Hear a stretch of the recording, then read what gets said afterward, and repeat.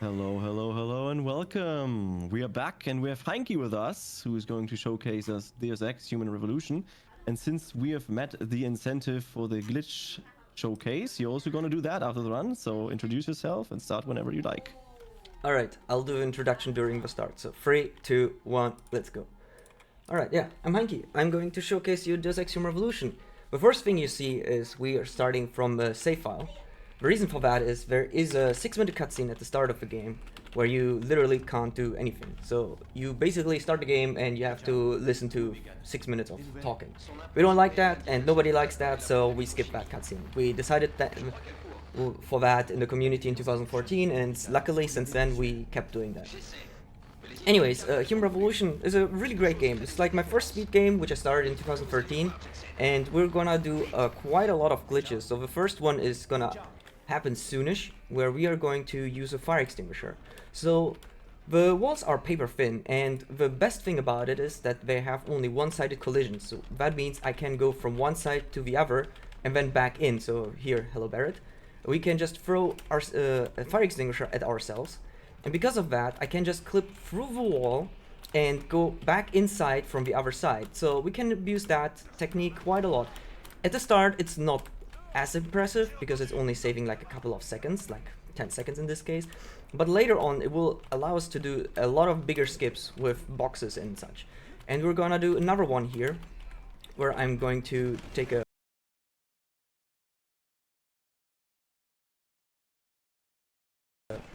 small box. I need to be a bit wary here because these guys are shooting at me, and the AI can be very different. Either they can be stormtroopers with stormtrooper AI, where they're not gonna hit me once, or they're just gonna kill me before I get to the box. And what I'm going to do now is I'm doing another box clip at the start of the prologue. This is a bit new if you haven't seen that yet, or if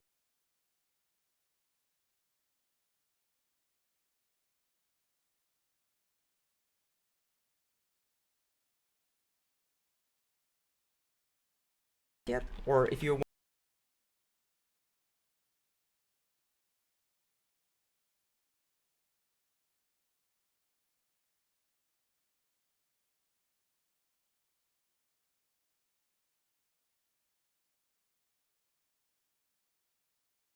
or if you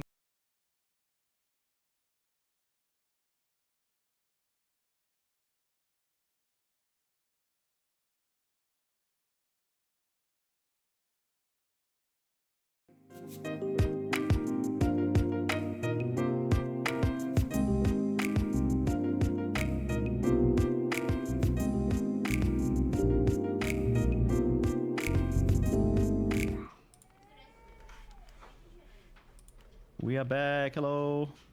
Yeah, I don't know what happened. Stream decided to... Oh, I just continue. Okay. Stream decided to... Or OBS decided to turn off. Whatever. Okay, we're done with the prologue. So what we did after doing... I don't know what you even saw. Doesn't matter. Anyways, prologue is done. We're becoming a cyborg now. So Jensen loses his arms and his legs.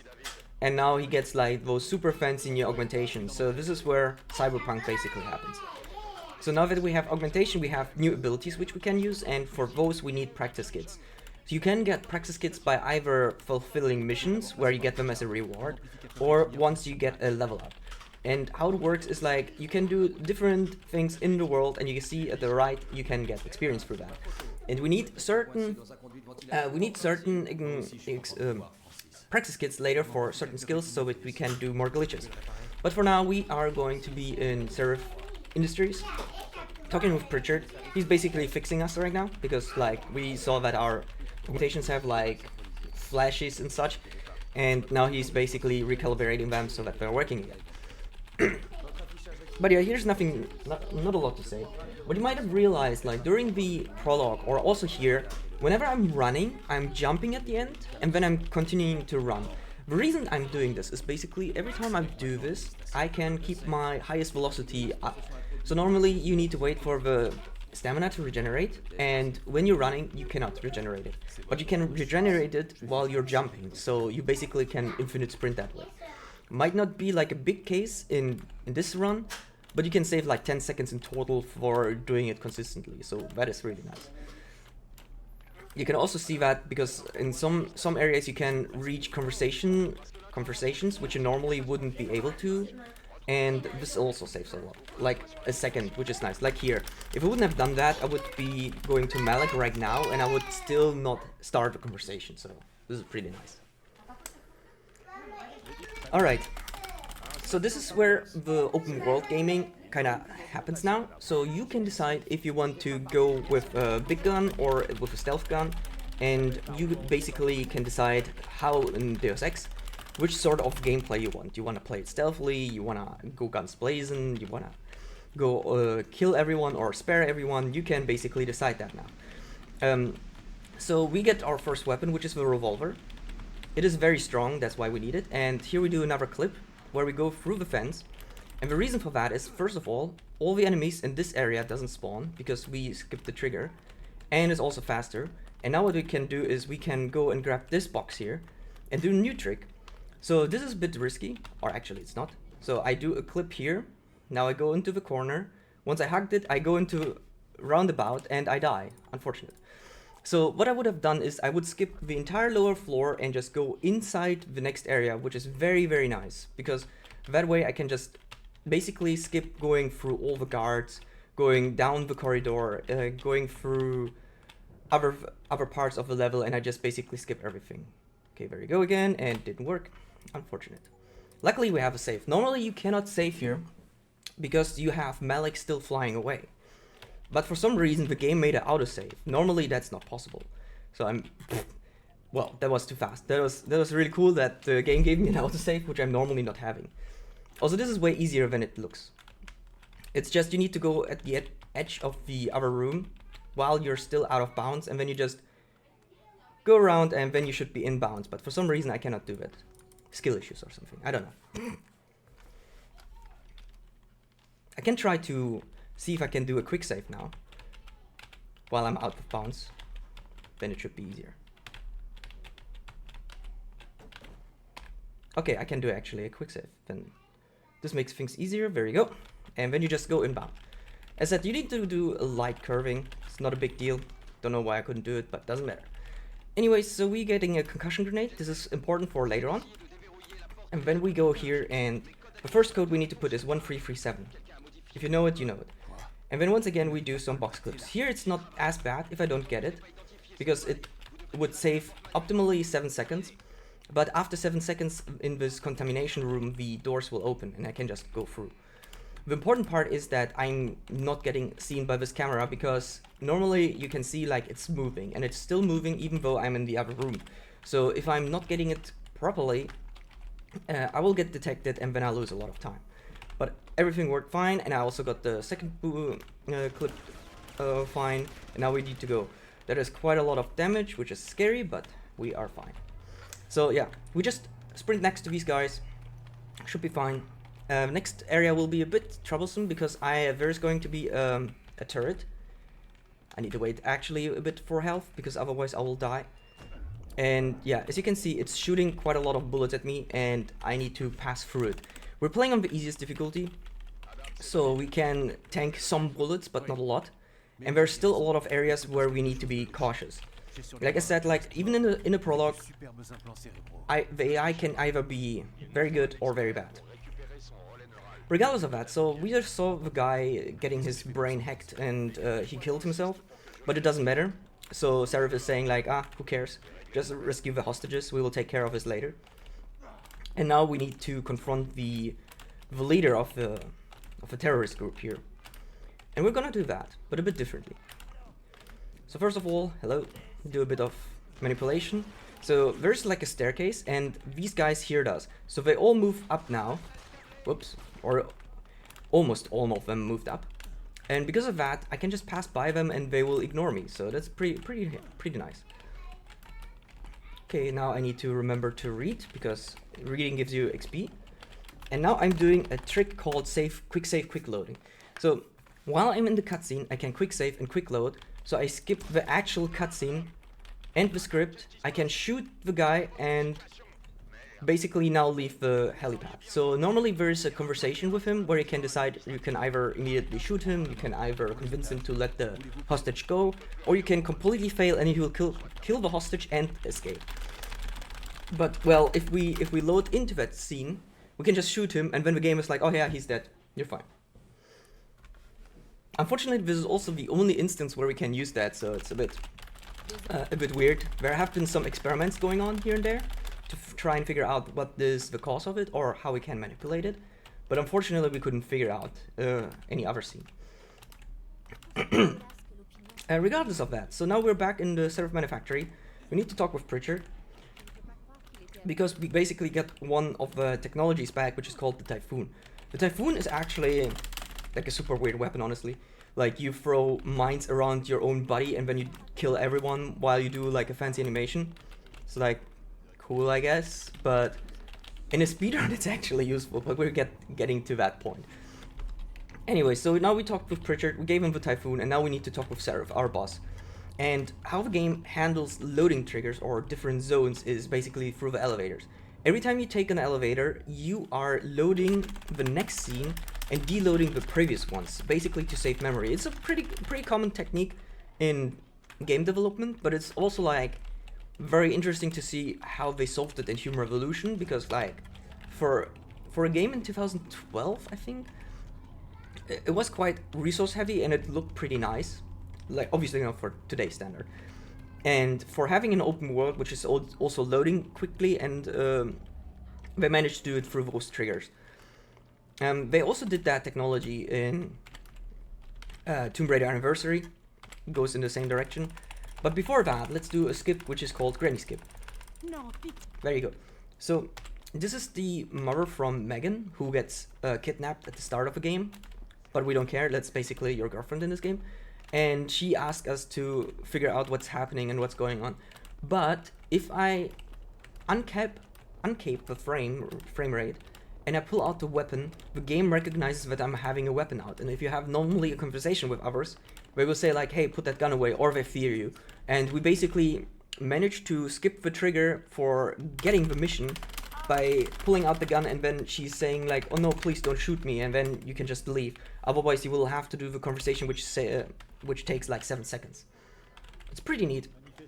It is one of the only parts where we actually use the uncapped frame rate. There has been some experimenting going on and a bit of a discussion if we want to have uncapped frame rates or not. Some runners decide to go for it, others don't, but right now this is like the only useful part. Anyways, we went to the clinic, we got ourselves a praxis kit and some candy bars, thanks to our boss. And now we need to go to the police station and get the hacker's brain. So basically the guy, or our boss, said like, oh hey, remember the hacker who shot himself? Yeah, get his brain. I'm like, okay. And because we were too slow, they took the brain or the hacker already to the police station. So we're going to go to the police station. Hello there. Oops. I shot the sheriff or something. I don't know. He has a shotgun, by the way, and they will be hostile once I get into here, so that's why I need to shoot him. Also, this guy wants to talk with me, so I shoot him, then he can't talk with me, right? And now I do an out-of-bounds clip where I'm going underneath the police station, where the corpse is. I hack myself into. I'm spooking the doctor, then I take the hacker's brain, and then I leave the police station. So what you can see now what it skipped. Basically, I have to go all the way up and back to the entrance through this path, and I just skipped all of that by just dropping down there. Okay. Hello. Opening the door for me. And yeah, this is basically all I've skipped. This is really nice. How it works is basically we do a variation of a box clip, but we do it a bit differently by basically going, instead of going through the wall, we become one with a bin, and because the collision when we crouch pushes us through the floor, and because of that we can just basically go underneath. There are not many locations where this is useful besides this one, but it's very nice. Also for 20, this is where Jetson lives. So now basically Pritchard is telling us like, hey, you have a hacker's brain, congratulations, now please bring it to your home. And we're like, what? And he's like, don't worry, he's just gonna hack the brain in our own apartment by connecting to our PC. Networking.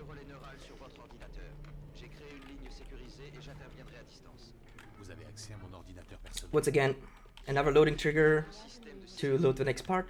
The interesting part, how the loadings also works, is that collision is still active. You don't just render anything around it. And we're gonna abuse that effect later, but for now we're just gonna pass by here. Alright. So now basically we got information that there's some gangsters behind all of this, after they checked the hacker's brain and the ones who attacked us. And so now we're told to go to that area, and there's also a jammer. And they basically have contacts to the next mission. So we're going to the gangsters area. Once again, very heavily guarded, very good security. You will see it in a moment. Also next to Jensen's apartment. So here are the gangsters. As you can see, high security. I'm also just jumping next to them, and they are telling me like, hey, please leave, and we're like, no. Okay, here we do AI manipulation. So the AI is a bit special. It will go and look at the last location they heard you for like 7 seconds, and I really need to look up how the AI was called. But they use like a new AI system, which is kind of like having a state machine, and the moment it goes into that state, it is basically locked in that state. So it will look at the last location they heard us for roughly 7 seconds, and only after that they go back to their normal state. So if I would shoot next to them, only then would they get alarmed. So I can basically run next to them and they wouldn't even see me if I just circle around them like I did just now. I'm also waiting here on purpose because they heard the barrel, so they looked at the last location. And because this is a marathon run, I want to make sure that I get the boost. Unfortunately, I didn't get the boost, but I also saw it because of the angle of the grenade. So we don't have a lot of physics boosts here, unfortunately, in this game, but we have the barrel boost. Nice, bro. So how it works is, like, if you throw an explosive underneath an object, and that object gets slinged up, you first of all don't get any damage. No, that's not gonna work. Oh, it worked. Okay, never mind. Very barely. And the physics of that object getting applied to your character. So you basically can apply some extra physics to yourself and allow yourself to boost yourself up. We're gonna do that on another point, but right now this is pretty nice because this is skipping around 15 seconds of going all the way up here, getting the mines, and then putting the code in. It is very convenient because once you put the code in, you hear Malik landing, and before that we had to also wait for Malik to land. So this is like basically a 30-second skip, which is really nice. Also, nice. I can also have a, if I'm going at a certain angle, I can start the conversation before she lands and then leave this area faster. So it's pretty neat. A bit of dancing, and now that we've done all of this and we know who the culprit behind this is, we're going to Thema Factory. So there's a certain beauty, like in all speed games, when the start of the level is also placed at the end of the level. So the end of the level is also just where we just landed. So what we're gonna do is we're gonna do a bit of backtracking. So we're taking this box, throw it over this building because the roof is a lie. So you can see it's just falling through. And what we're gonna do now is we are going to basically go to the boss fight. So there's a hidden door that only activates once you hit the trigger, and that is behind this elevator. So what we're gonna do is we're just gonna do this, hit the trigger, and now we can open this door, and basically now we can go to the end boss. It won't work if we use the elevator because the elevator only opens once you have started the fight, but I can clip through this elevator, then land here and get the Icarus landing. The Icarus landing basically allows me now to have no more fall damage, so I can just go into any sectors and I won't die. And as you can see, this is like what happened. So this entire area has collision, but it doesn't render everything. And now I placed mines where the boss spawns, trigger the fight, he dies, and then I can leave. And now I'll take the elevator I just couldn't take and just leave the level. Pretty cool. So what we can basically do now is, or what we did is we skipped one of the bigger levels of this game. Like normally the Thema Factory is one of the cooler levels. You're getting like a huge elevator, getting some really cool dialogue with your boss, and then you have like this huge military facility which you need to infiltrate. And there's a lot of things you can find, a lot of cameras, a lot of guards, a lot of hidden items, and we skip all of that. So yeah. And now that we're basically done, we just go here back, where we just cut through. talk with Malik, and then we leave. Also, this gangster is actually selling you stuff, but you can also just kill him and take his stuff. And since we time it with the cutscene to fly away, not a problem. So, free stuff. Merry Christmas or something, I don't know. I'm not Santa. Anyways, so now that we're done with that, we have to do a bit of a boring part. So we're going back to our office, where we need to talk with Seraph, who is our boss. And he basically wants to talk with us. And during this time, Pritchard, when he hacked our computer, figured out that there was like a network channel open, which is basically to spy on him. And he figured out that Seraph is not giving him all the information and that he doesn't want to hire Jensen. And now in the game, you could basically confront him and talk with him about it. But we don't care, we are speedrunners, we want to go fast. So we first of all, we talk with Bullet Taggart. We just confront him and then let him leave, because we don't care. And now basically, we skip this entire conversation, because normally we need to first go to Pritchard, and then we get that conversation unlocked. So, which is really cool. The game allows you at this point, if you didn't listen to Pritchard first, to correct it. He's telling you like, yeah, okay, you wanted to first talk with Seraph, fine, but I have information for you, you should come to me. And if you go now to Pritchard, and you confront Seraph afterwards, you can still get that dialogue. So, I find it, like, it might be just a small thing, but I find it a very, very cool thing where you can basically still confront someone even though you made a mistake. So, like, you get a bit of a different dialogue, you get, like, an extra chance again, and you get the same conversation, but normally it's not like, oh, you missed it and yeah, it's gone, bye. Anyways, now that we're done with that, we're going to Hengsha. Hengsha! Another one of those, what if you could just go to the end without doing any of the missions? So all we need to do in this level is take a train to get to Taeyong Medical. Also rip that guy. The punching animation is faster, that's why I punched him. So what we're gonna do is, because we know where the metro is, and we also have boxes, like here. Hello, thank you. We can just take that with us and skip everything. We're not gonna see Hengsha at all. So all I'm going to do is like throw this over, throw it here, and where is the train station where we need to go? Like, because of some interferences, you cannot take the shuttle, so basically it is like out of limits, and you only can go here once you've done all the missions, because like the gangsters will open it for you. The developers always left this intact, because they said like, well, there's a door in front, they cannot enter here, it makes sense. But because we're speedrunners, we can just go through the wall, and we basically can enter the next area of the level without actually doing anything. So it is pretty cool. So we skipped like 4 to 5 minutes roughly of game time, which you normally would need to do if you do it the glitchless way. Also, this is a bit cruel. This guy is like dying of a gas, and he asks us to rescue him, and we tell him like, yeah, we will rescue you.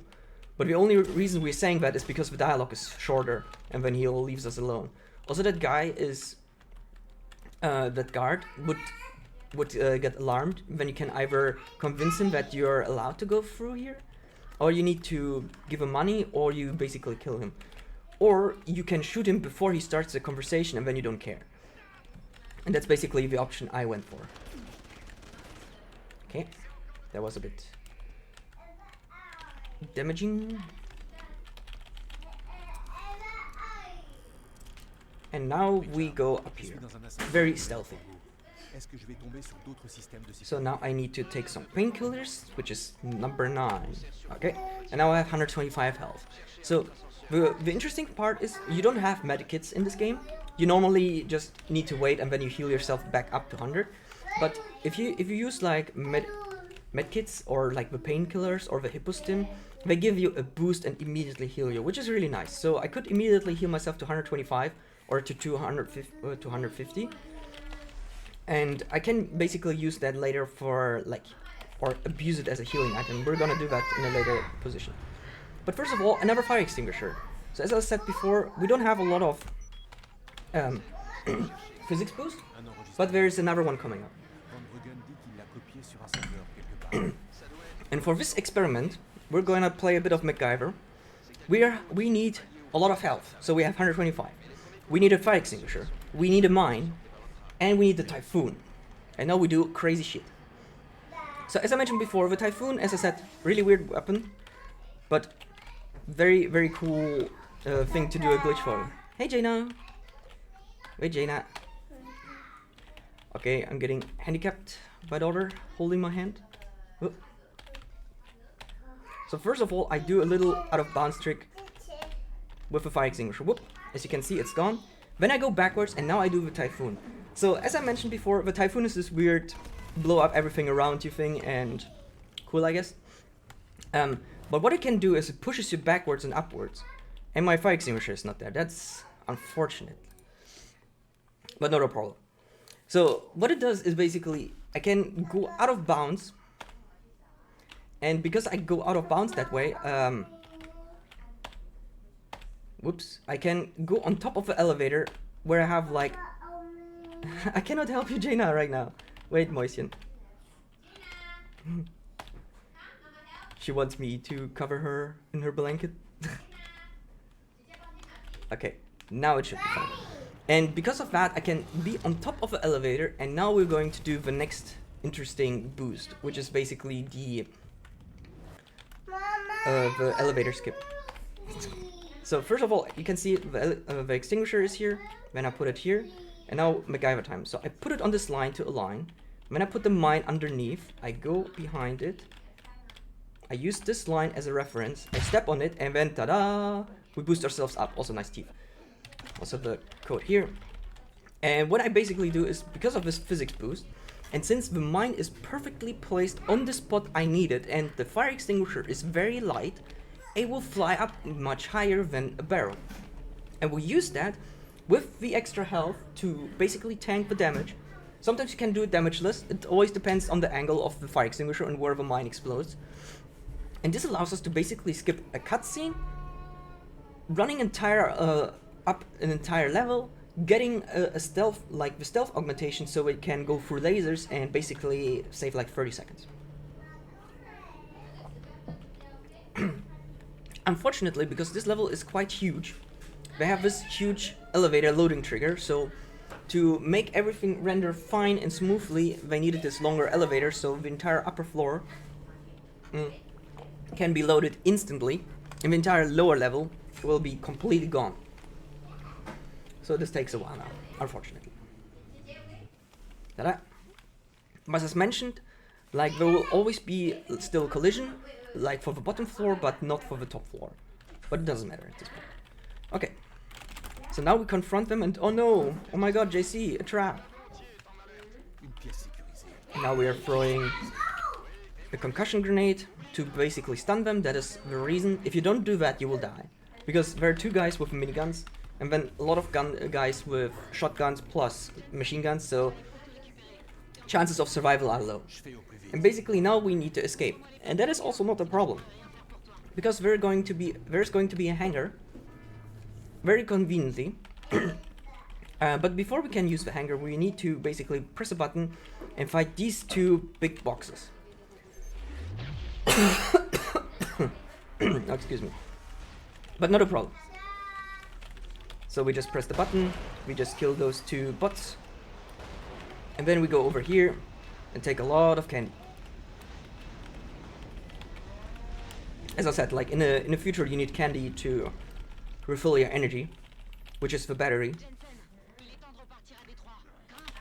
Like has some insane sugar to electricity conversion.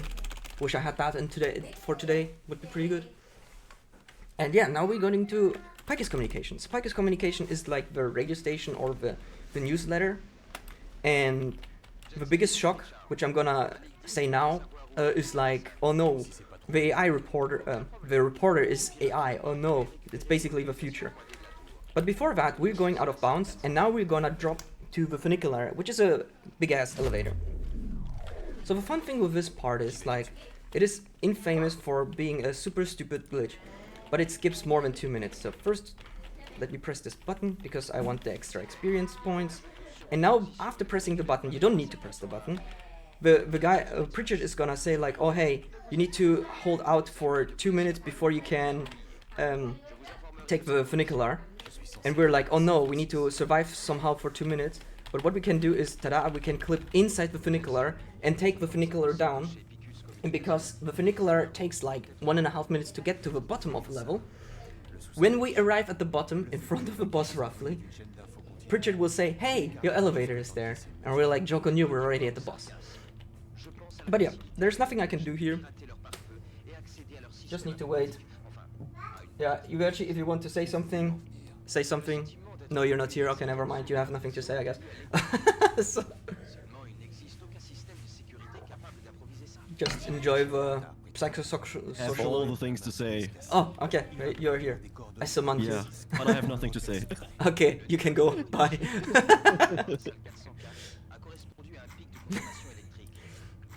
Good conversation. 11 out of 10. IGN.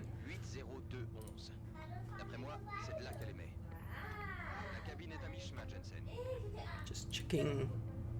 I have nothing to do, so I'm just checking on stuff. Wow. But yeah, we should be almost there. 19. Okay, never mind. We're still. It still takes a longer time. I actually forget which floor it is. But there's a number missing somewhere.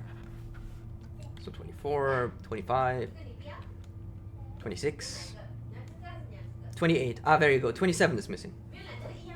29. The developers counted like my kid. That's pretty cool.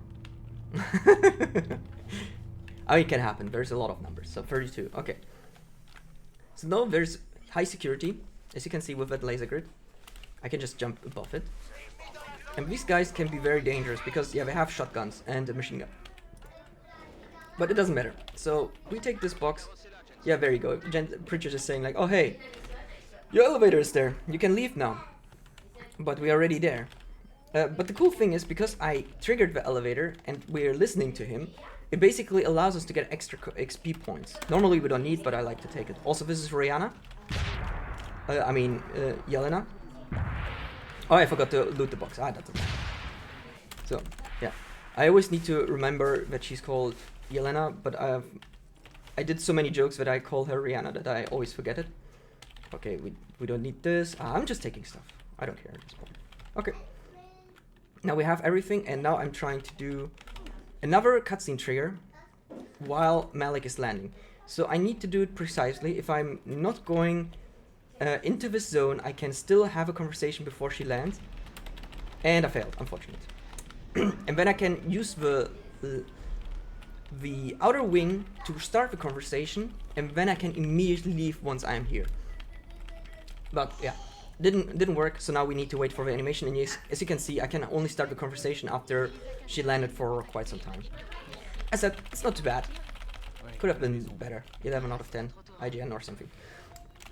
But yeah, this was already Pika's communication. Really cool level, casually. A really cool level in the speedrun because you skip so much.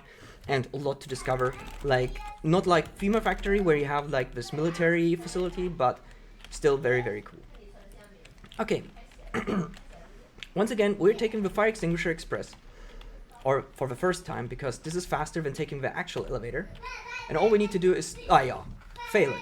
Well, you saw that it worked for a moment. You can stand on top of a fire extinguisher, and then you will not get the landing animation, and you just drop down. This is pretty cool, because as I said, it's faster, and you skip like all the triggers to load the next part.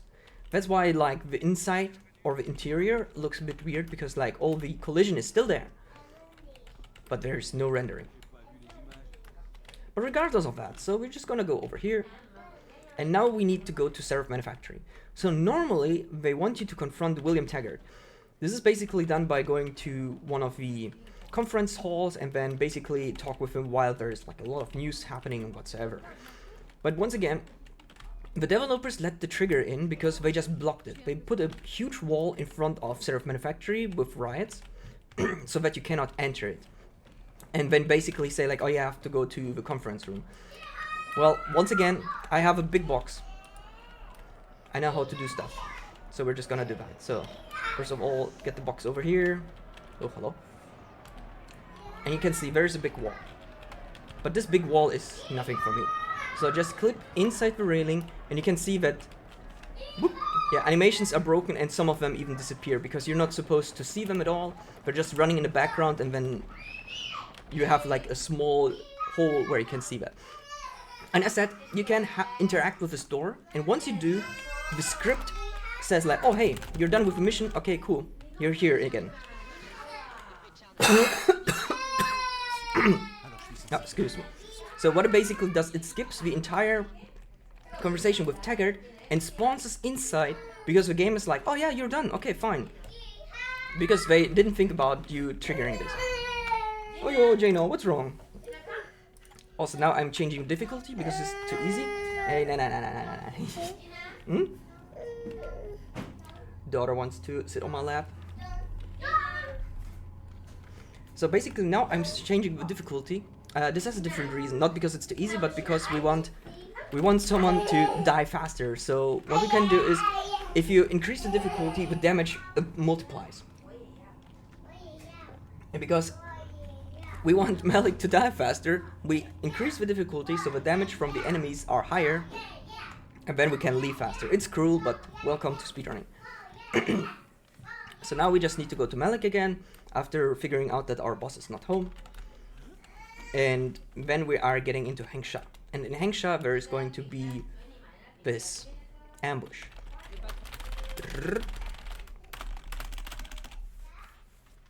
Alright. So what do we do? As the security guy we are. Oh no, an ambush. Better turn invisible, so they don't shoot me. So we just turn invisible, and then we run past all of them. And we just hope that they do enough damage to Malik so that we can immediately skip the next scene. Okay, there you go. And this is like a little cutscene skip, because if you decide to run away, you will see while going up how they execute Malik, which is a bit cruel. So what we do is, like, we jump on top of the button, hit the trigger to start the conversation with Pritchard, and now Malik is gonna die slowly, and we can immediately leave this area. Saves 15 seconds, pretty neat, but rip Malik. Yeah, there you go.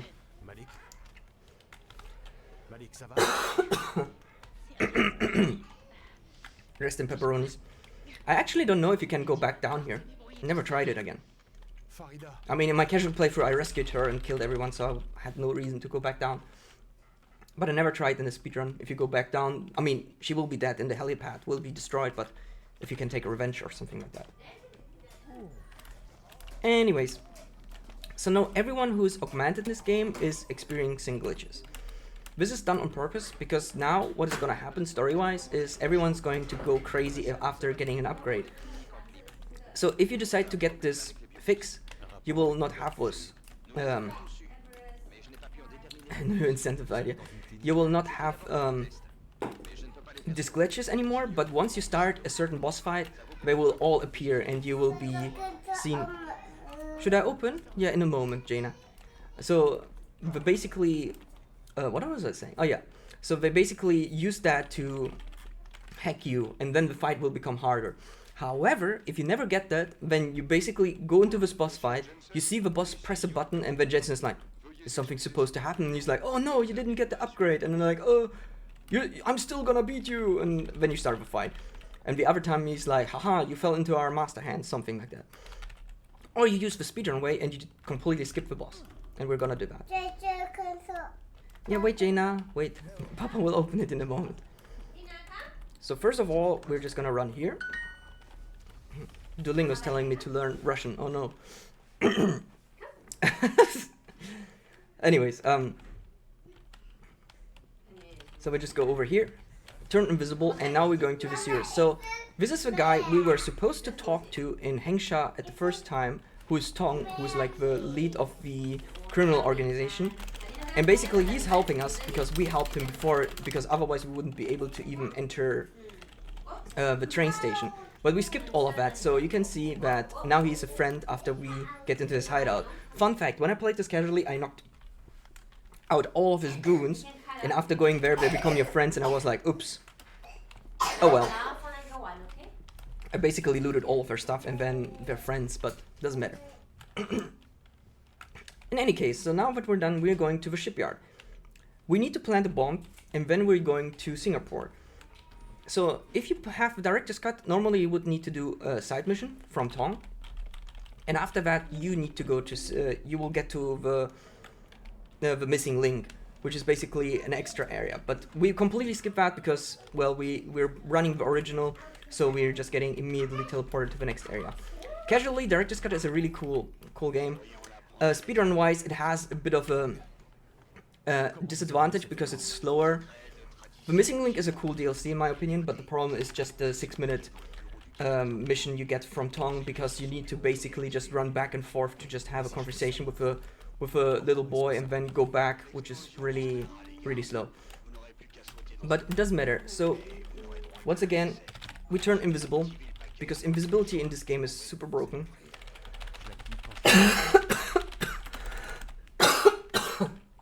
Excuse me. Then you can skip all the guards and they'll never see you coming. Okay, Singapore. First of all, I'll take this box up here, throw it against myself and go through this wall. And once again, instead of doing the mission properly, we'll immediately go to the end. So this is going to be a bit special. So normally you need to find the 4 researchers which were kidnapped at the start of the game. But we're not gonna do that, we just want to go fast. So what we're gonna do is we're gonna take this beloved box once again, and then we are going to the end of this. And how it works is basically we're gonna skip the Namir fight, which is the other boss fight I mentioned before. So we are going to clip half, oh, that was too much. We clip halfway out of bounds so that we're still standing on the railing. And then what we're gonna need to do, which is a bit trickier and harder to pull off, there you go. We run here, hit the trigger to load the next area so that we can drop at the bottom and then basically load the door which has a trigger. So what I'm gonna do now is I'm gonna run in this invisible wall. You don't see it, but I know where I'm going, so don't worry about it. So I'm running until I cannot run, turn around 45 degrees to the left, and then there should be the door. There you go. And because I triggered that door, the next area loads where we meet Megan and the other researchers, which we are supposed to find before, and now we escape. So we completely skipped the Namir fight, and we also skipped loading everything. So you just need to navigate blindly, but if you know where you need to go, easy peasy.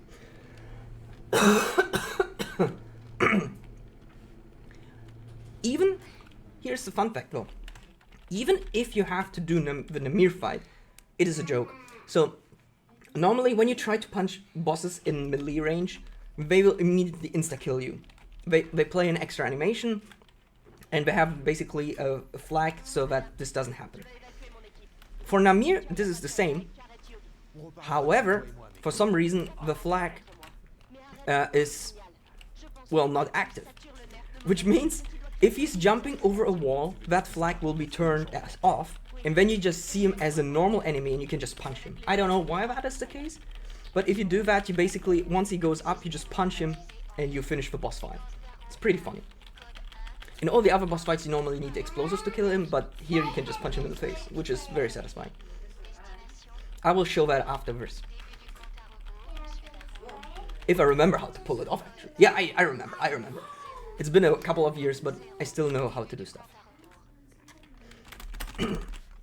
And I mean, we were gonna show funny glitches afterwards anyways.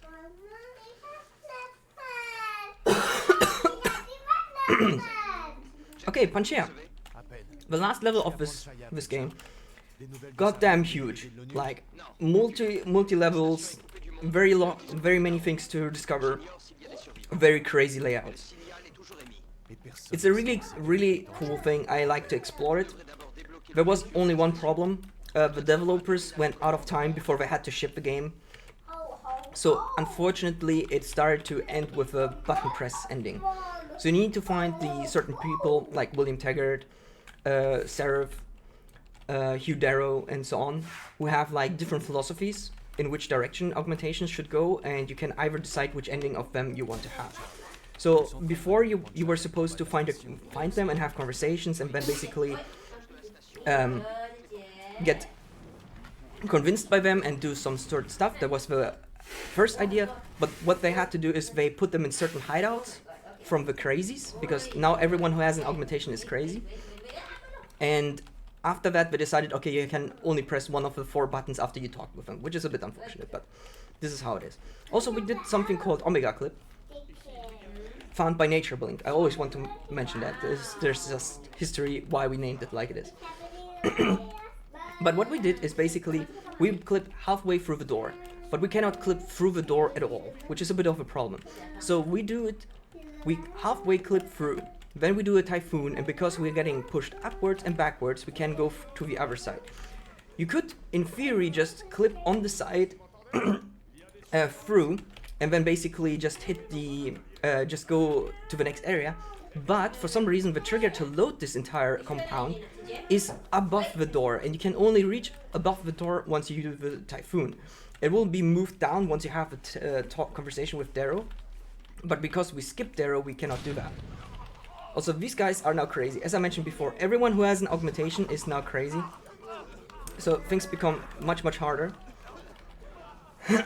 Because they have like... daughter singing. There you go. There's your Christmas atmosphere. The crazies can slow you down when they hit you, which is a bit bad, so doesn't matter. But okay, and now we're oh, excuse me. What we're gonna do is, as I mentioned before, we have the Icarus landing augmentation, and normally every time you are about to die when you hit the floor, you will survive. But there's like a huge elevator you need to take, and it takes 2 minutes to get to the bottom. So what we can do, however, is we can throw an EMP grenade at ourselves to basically electrocute us, then our augmentations won't work, and then we time it to land on the bottom of this elevator, so we can skip this, and it's actually a 2-minute time save, which is amazing. Also, this was the end boss, don't worry about it. You just shoot a big laser, which is a mechanic the game introduced to you, by saying, oh yeah, big laser goes through wall and does damage, wow.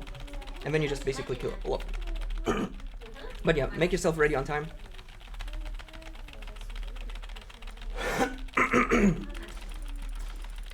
Yeah, and then this is where you can press the button for which ending you want, and time. But we're not gonna see that. We are only getting the Hugh Darrow ending. So by default, you have always 2 endings you can choose, which is Hugh Darrow's ending or Destroy Everything ending. Kinda boring. But it is what it is. Anyways, fun glitches and tricks since we met the incentive. So first of all, I don't know if you remember the cutscene at the start where we were in a helipad. Well, this is actually the helipad. So this is where we spawn, and then we clip through that fence. And this is where Seraph is sitting. So this is underneath. So if you remember, this is how it looks. This is where the camera is positioned. And then they just play the animation from you and Jensen. And you can see even Jensen's code is still there. And here's like how they made the profile. So, oh, hey, here's Zach. And then like from this angle. This is very common in game development, but I am still loving to always show this off. And yeah, as you can see, this is just underneath. But you can also not interact with Seraph. Pretty neat trick. You can just do a box clip over here. Yeah, there you go, just down here, and then you can enter it. It's pretty funny. So, next trick. Oh yeah, remember at the end just now we saw how Megan and all the researchers just run away? So this is how it actually looks behind the scenes. So as you can see, well, they're all very, very nicely stacked up, looking at you. And once you press a button, their animation will play so that they leave. So we are basically in a softlock state. We can also not interact with them, but if you ever wanted to punch or kill one of these, yeah, if you ever wanted to punch Megan, here you go, you can now do that. And then, yeah, for the others, I'll just do the typhoon. Time to dance. Whee! As said, we're anyways in a softlock state. You can basically fix that if you can go back to press the button. But yeah, basically, you can punch them in the face if you wanted to. It's a pretty neat trick. Also, talking about punching and killing people, remember Megan's mom? There is another funny trick. It is completely useless. I mean, it's kinda funny, but it's quite useless. But what you can do is you can not only save before a cutscene plays, you can also use augmentations. And what I'm gonna do is before Megan's mom talks with us, I trigger the typhoon, killing her, and then I never get the mission and I can just leave. So it's just a funny trick. Normally this allows you to basically skip the entire conversation with her, but it's slower, it's useless, but it is funny. It's just funny. Okay, and now we wanted to have Singapore. Let me see, where is it this one or is it the other Singapore? I think it's this one. I'm not sure. I need to see now. Since we want to fight Namir. No, this is the wrong one. Singapore. Hang on, then it must be this one. We want to be in front of the boss room once again. As I said, we want to punch Namir, so yeah, there you go. So the old trick was to go through this wall, if I remember correctly. Yeah, there you go. And then you just take the elevator the normal way, like, wow, what is this casual playthrough on my speedrun stream? And this is also where you get the cutscene, where depending if you get the fix at the limb clinic, where you will now experience glitches, or if you don't have it, then you will just have the normal fight. So you get here, Namir is appearing, and then you just go over here. Come on, Namir, please. Namir, please, jump over. Okay, there you go. And now I can just punch him. That's it, that's a boss fight. Yeah. Well, almost like in the cutscene. So this is how the other alternative for the boss fight would be. Normally, if you just try to punch him, it won't work. But yeah, here he is. Okay. Whee! Okay. Yeah, ragdoll physics, pretty nice. Anyways, yeah, that is it. I showed everything, which is kind of funny, which I could show off. So yeah, thanks for having me. Thanks for watching. Donate for a good cause, and yeah, until the next one. Bye bye.